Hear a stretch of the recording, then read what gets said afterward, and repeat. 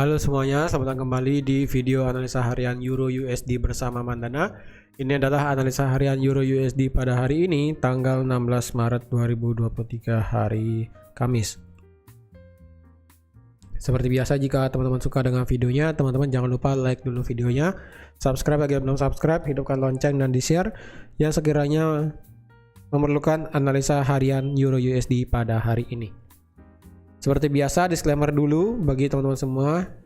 Semua analisa yang diberikan di dalam video ini adalah bersifat edukasi dan di sini tidak ada unsur paksaan dan memaksa ataupun menyuruh teman-teman untuk ikut ke dalam apa yang ada di dalam video analisa ini, karena tanggung jawab untuk akun trading teman-teman itu menjadi tanggung jawab pribadi teman-teman sendiri, karena di sini kita sama-sama belajar bagaimana menganalisa suatu market. Jadi analisa yang saya berikan itu bisa saja benar, bisa saja salah. Jadi jika teman-teman menjadikan video ini sebagai referensi dalam hal menganalisa pribadi teman-teman, saya ucapkan banyak terima kasih. Tapi misalnya jika tidak sesuai, ya sudah, tidak apa-apa.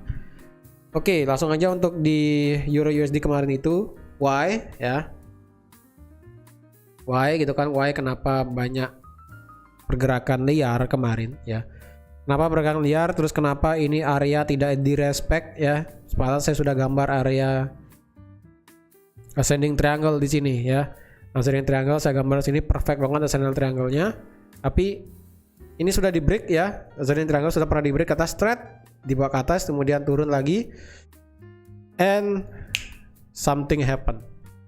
Why gitu kan? What the, apa yang terjadi gitu kan ya bahasanya. Ya janganlah ngomong kasar ya. What happened gitu kan? What happened? Because this news is so wow. Credit Suisse ini bisa dibilang berita yang sangat luar biasa terjadi kemarin setelah adanya SVB.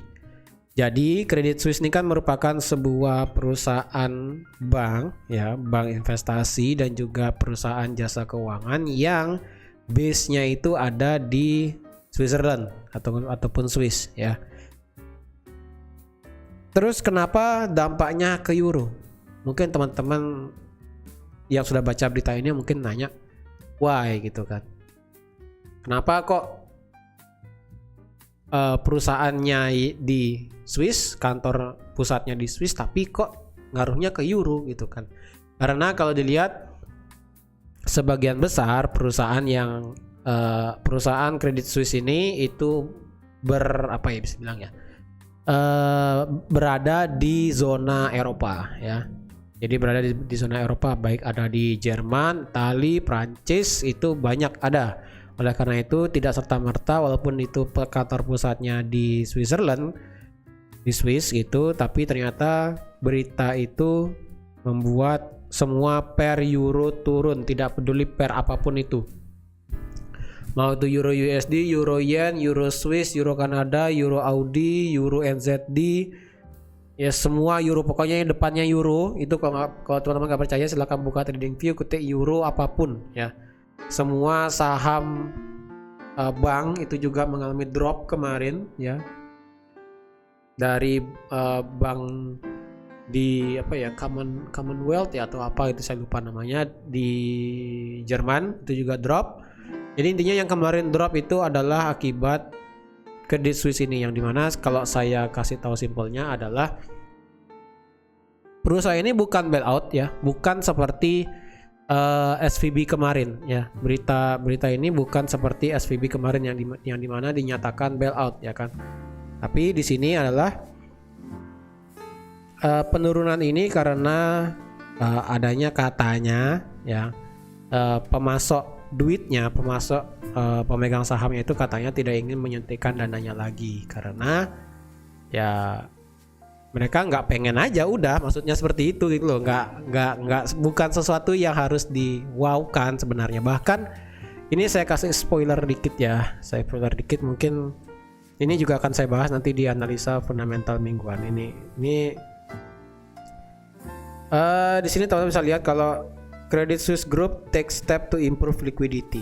Jadi sebenarnya mereka itu bukan gagal bayar, mereka itu cuma ya dukungan daripada investornya itu bisa dibilang bukan, masih ada ya, investornya masih ada, tetapi jumlahnya itu tidak bertambah, udah gitu aja gitu loh. Bukan berkurang tapi tidak bertambah, berkurang enggak, bertambah enggak, tetap sebenarnya seperti itu. Tapi ya karena nilai sahamnya jatuh kemarin kan sebanyak hampir 30% gitu, turun kemarin dalam satu malam, lebih tepatnya di pada saat London Session ya. Ini kan turunnya kan kalau boleh saya lihat itu jam, mulai start itu dari jam 5 ya, dari jam 5, kemudian disusul jam 6, jam 7, jam 8. Jadi benar pada saat London Session dan menjelang market pre New York itu, market Amerika. Makanya kalau kita lihat satu candle H4 ini dropnya sangat luar biasa besar. Di sini bahkan saya spoiler dikit, Credit Suisse di sini pinjam 50 miliar Swiss franc ke SNB ya. Lalu Credit Suisse ini juga buyback 3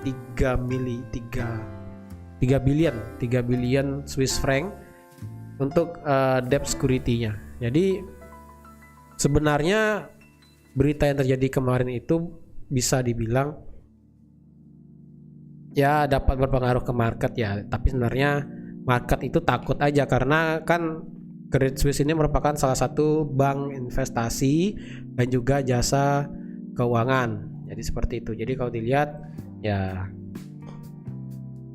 market itu takut ya akibat adanya SVB, takutnya Credit Suisse juga akan seperti itu.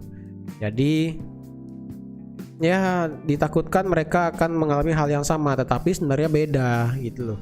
Jika SVB lalu Signature Bank dan juga Silvergate itu memang mereka tidak bisa bayar, tapi Credit Suisse ini merupakan perusahaan yang bukan gagal bayar sebenarnya, mereka itu masih bisa, cuma mereka katanya tuh ya ditakut-takutin lah, seperti itulah ya gitulah pokoknya ya. Jadi untuk hari ini kita juga ada berita mengenai euro yang sangat penting adalah di ECB ya, di sini ECB kenaikan suku bunga yang dimana diperkirakan akan ada kenaikan suku bunga sebanyak 50 basis point yang dimana jika karena berita kemarin itu mengenai Credit Suisse-nya itu membuat ECB mikir lagi dalam hal kenaikan suku bunga, kita kemungkinan akan melihat penurunan lebih lanjut dari semua mata uang euro. Tetapi saya baca berita sedikit sih tadi itu pihak ECB tidak ada komentar mengenai Credit Suisse ini karena Eropa itu kan negaranya gede kan, banyak negaranya di dalamnya. Terus ECB juga dari berbagai macam negara gitu kan, bukan satu negara kayak Amerika ya satu negara, tapi cuma banyak bagian-bagiannya seperti itu. Tapi kalau ECB kan kalau euro kan Eropa gitu kan banyak, ada Belanda, Jerman, Italia, Spanyol, Yunani, Prancis gitu kan banyak ada. Tapi oleh karena itu ECB tidak komentar untuk masalah seperti ini karena kemungkinan yang berdampak akibat Credit Suisse ini hanya bank-bank tertentu mungkin saja atau bahkan tidak ada. Karena kalau saya lihat juga di berita itu bahwa dari segi Jerman, bank yang ada di Jerman itu mereka mengatakan tidak terpengaruh berita seperti itu. Bahkan mereka siap jika suku bunga di Eropa itu naik lagi seperti itu. Jadi mereka bank dari Jerman itu juga siap seperti itu.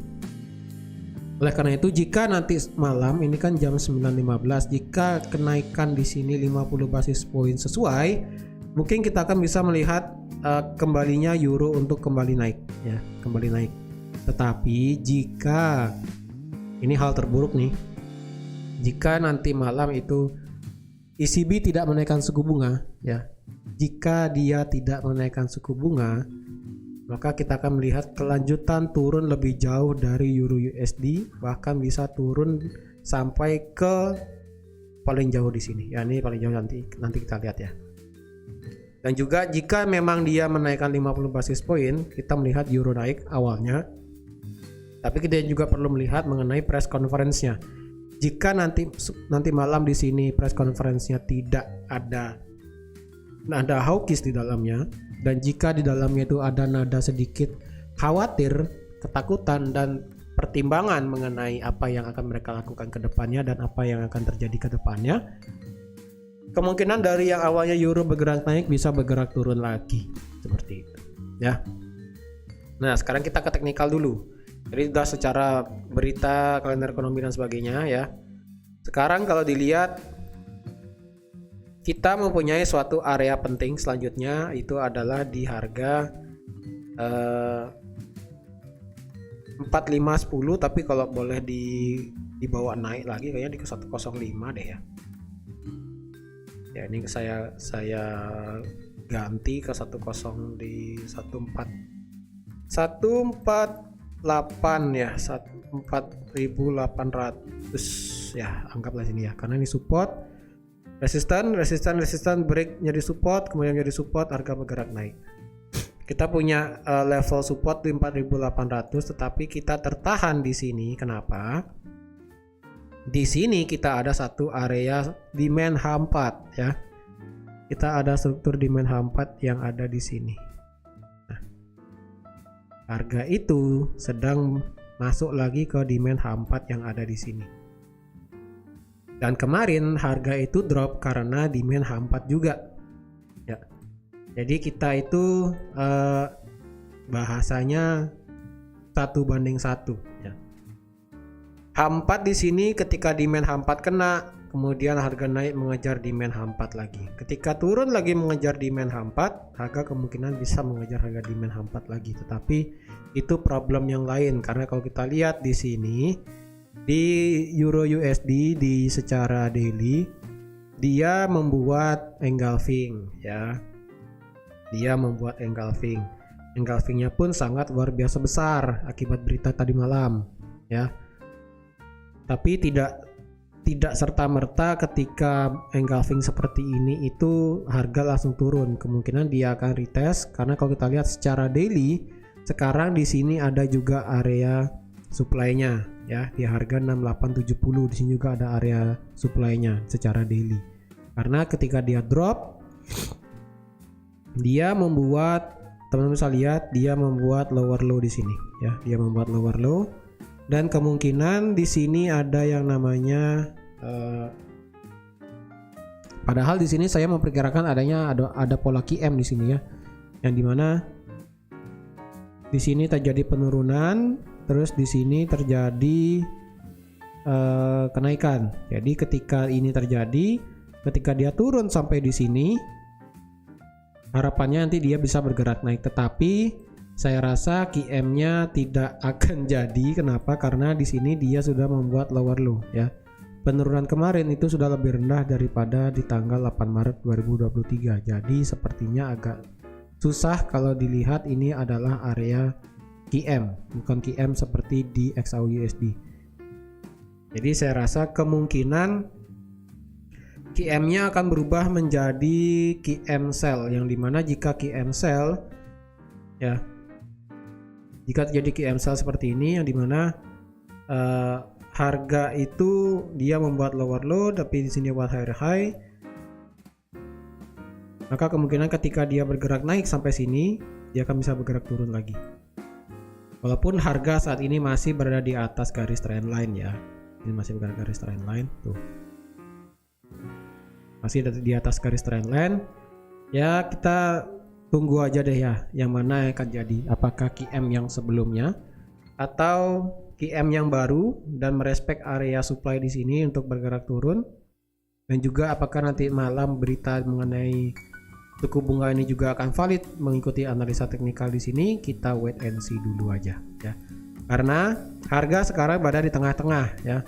Kalau kita turunkan ke time frame H1, M30, M15, itu kita tidak ada area supply, kecuali cuma ada satu area supply di sini di M15 ya, di atas, yaitu di harga 106.000 sini. Tapi karena saya jarang buka M15, jadi ya saya lebih prefer buka M30 atau H1. Karena M30 dan H1 di sini tidak ada area supply terdekat. Ya, ya sekalian aja tunggu di atas di sini untuk kalau bisa nge-sell di area ini seperti itu. Tapi karena berita nanti malam kemungkinan akan sangat luar biasa berpengaruh terhadap euro, lebih baik menunggu berita ini keluar baru kita bisa melakukan trading di euro USD. Oke. Jadi teman-teman sekian aja untuk analisa euro USD pada hari ini. Jadi kesimpulannya adalah kita tunggu berita ECB nanti malam untuk memastikan bagaimana pergerakan euro ke depannya. Apakah mengikuti analisa teknikal atau tidak sesuai dengan analisa teknikal seperti itu. Oke. Jadi sekian aja untuk analisa euro USD pada hari ini. Terima kasih sudah menonton video ini sampai habis. Terima kasih juga sudah like, share, dan subscribe seperti biasa. Dan sampai jumpa lagi di analisa euro USD selanjutnya. Bye bye.